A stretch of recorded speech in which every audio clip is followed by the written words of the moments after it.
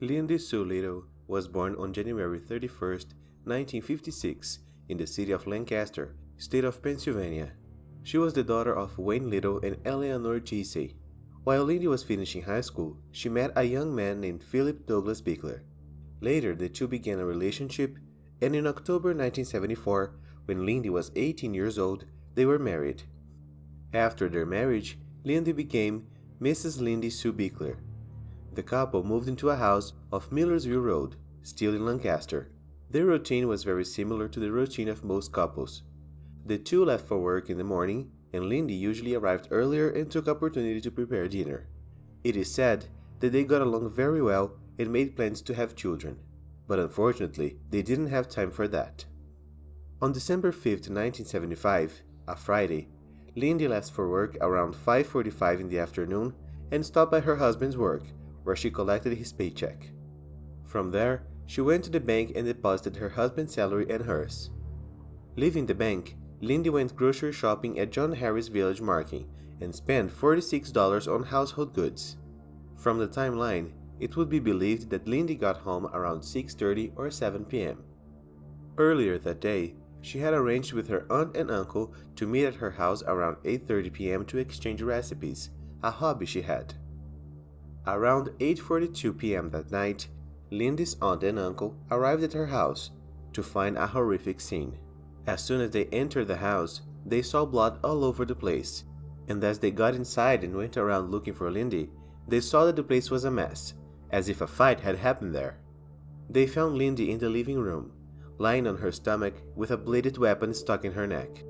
Desperate with that, Lindy's uncles immediately called the police. One of the first officers to arrive at the scene was Lieutenant Harvey West, and according to him, Lindy had been the victim of a brutal crime, a crime he had seen only a few times in his many years of career. At the scene, police officers found out that the criminal used two knives that belonged to the victim's own kitchen kit. Also, there was a towel around the handle of one of the knives. The criminal probably didn't want to leave his fingerprints.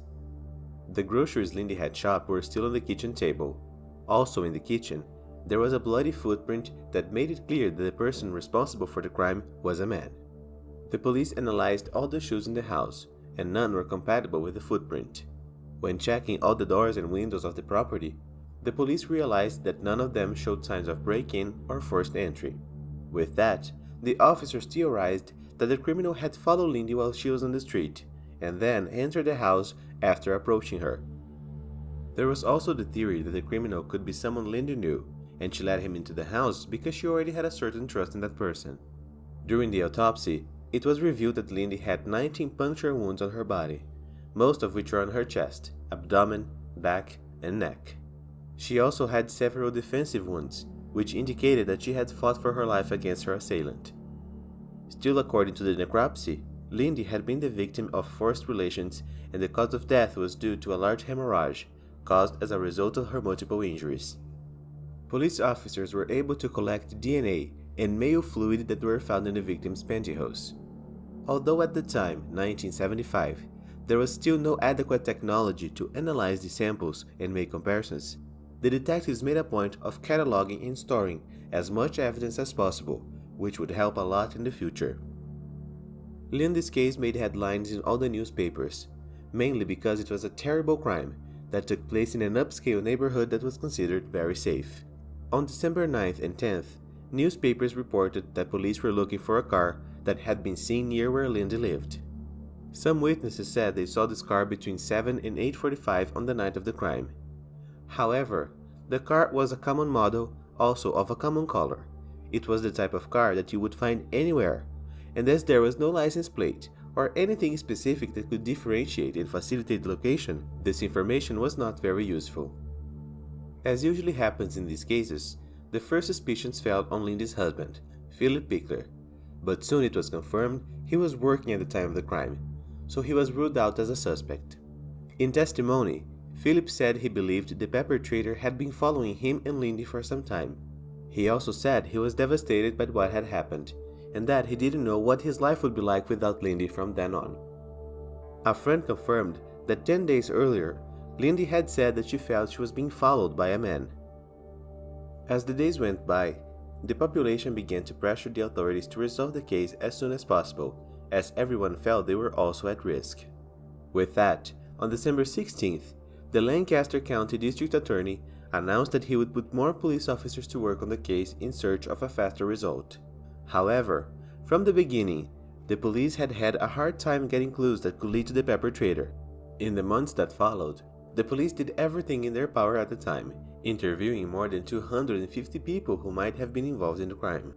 The detectives' main theory was that the criminal was someone who lived close to Lindy, but since there were no clues that could lead them to that person, the case ended up going cold. On December 26, 1976, Lindy's family informed the authorities that the young woman's tombstone had been vandalized. The vandal splashed red paint in the tombstone and chipped and slashed it, as if to represent what had happened to Lindy. On January 5, 1977, the police received an envelope written "Urgent." Inside that envelope was a letter that said that the same person who vandalized the tombstone was the perpetrator of the crime against Lindy. Detectives investigated these allegations and concluded that the information was untrue and possibly a hoax. There was a lot of other information in that same letter. However, it had not been released to the public. The time passed and the detectives didn't get any more evidence or any new clues, and with that, the case was closed. Almost 10 years later, in January 1984, then Lancaster County Prosecutor Michael Rank paid $2,500 to the Mobile Society in Los Angeles for two psychics to investigate the disappearance of Evelyn Fisher, a 14-year-old girl who disappeared in 1980, and the crime of Lindy Sue Beaker. On some occasions, detectives ask psychics to evaluate some cases so that they can present a new perspective and perhaps help in some way. The psychics would have said that the vision they had of the author of the crime against Lindy was that he would be a man with dark or brown skin, dark hair and eyes, and had a tattoo on one of his arms. This information was vague, as there were thousands if not millions of men in the same description in the region where the crime occurred, and thus, detectives could not advance in the case. In April 1989, detectives attempted to use new DNA technology to analyze a dry drop of blood that was found at the scene. However, the sample could not be analyzed due to it being too deteriorated with age. In June 1992, the case was handed over to new detectives who made it a priority to look into all of Lancaster's cases that had not yet been solved. With a new group of detectives and a new way of examining evidence, both Lindy's family and those following the case were hopeful that this time the authorities would catch up with the perpetrator. However, even with this new team and new technologies, the investigations made very little progress. In 1997, Lindy's underwear was sent for a new DNA analysis, and with that, they were able to establish a DNA profile using the male fluid that was in these clothes.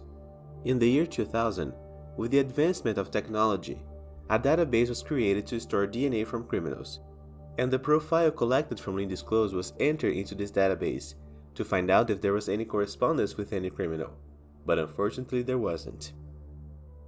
Between 2000 and 2006, Lindy's case was reviewed and analyzed by other groups of detectives, including a specialized group from the FBI.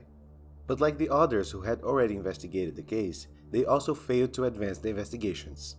In 2007, Lindy's brother had a huge billboard put up on the highways with pictures of his sister so that everyone would remember the case. He urged anyone who knew anything to get in touch with the authorities.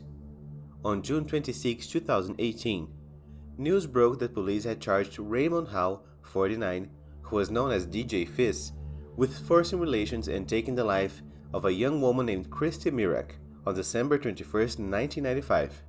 In the news, they said that the authorities were able to reach Raymond through genetic genealogy, a new technology that was being used for numerous purposes, among them identifying criminals in cold cases. Upon seeing this report on the news, Philip Pickler, Lindy's husband at the time of the crime, thought that perhaps the same technology could help solve Lindy's case. In the same year, Lancaster authorities requested the help of Parabone Nanolabs, a company focused on genetic genealogy based in Virginia, and the same one that helped solve the case of Christy Mirak. With the DNA that was found at Lindy's crime scene, they were able to trace a genealogical profile of the criminal. They studied geographic patterns of immigration, as well as surnames associated with locations, and determined that the owner of the DNA had ties to a small town, Gasparina, which was in the Calabria region in southern Italy. It was determined that around 2,300 people with Italian genetic traits lived in Lancaster County at the time of the crime. This greatly reduced the number of people who should be investigated, as the investigation was restricted only to men who were adults at the time of the crime. So, out of those 2,300 people, detectives were able to narrow that number down considerably. On September 5, 2019, detectives released 2 images generated from data obtained from DNA samples collected from the crime scene in 1975. The images were something that would be similar to the appearance of the criminal between the ages of 25 and 65, because it was not known his exact age when he committed the crime. As the experts narrowed down the names of possible suspects to the traits they had obtained through the DNA, they finally came up with one name: David Sinopoli. The police began investigating David and discovered that he had lived very close to Lindy at the time of the crime. For the first time in over 35 years, the police finally had a plausible suspect. To be sure that the perpetrator was David, they needed to test his DNA against the DNA collected at the crime scene. From that moment on, the police began to watch him. On February morning 2022, David was having coffee with his wife at an airport in Philadelphia. After finishing the coffee, David discarded the cup that was immediately collected by the police without him seeing it. The cup was sent to a laboratory that performed DNA tests. In April 2022, test results determined that the cup contained a single DNA and that it was male. That DNA was passed on to Cybergenetics, a Pittsburgh-based lab specializing in DNA comparisons. Cybergenetics analysis determined that the DNA in the coffee cup matched the male fluid collected from Lindy Sue Beaker's underwear in 1975. The new detectives who were now in charge of the case looked through the files to see if any drops of blood that didn't belong to the victim had found at the crime scene. In those files, they found 2 drops that were in Lindy's pantyhose. These 2 drops were also sent to Cybergenetics for analysis, and in July 2022, the results were found to be compatible with the DNA from the cup and the male fluid found in the victim's underwear.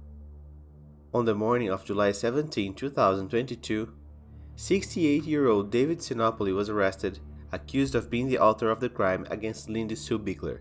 Lindy's family and her ex-husband Philip were finally able to celebrate after nearly 50 years.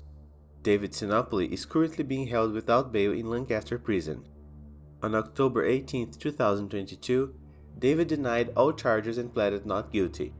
His preliminary hearing was held on September 23, 2022, and his formal hearing is scheduled for October 28, 2022.